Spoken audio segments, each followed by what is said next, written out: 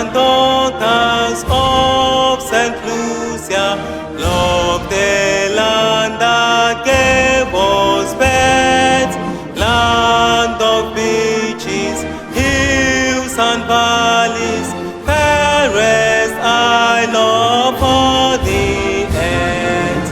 Wheresoever you may roam, love, oh love, our island home.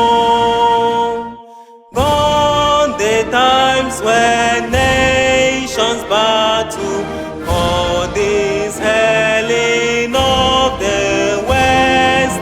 Gone the days when strife and discord dimmed her children's toil and rest.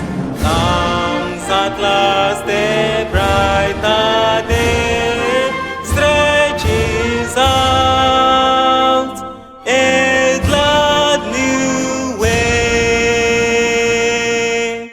May the good Lord bless our island, guide her sons from woe and harm. May our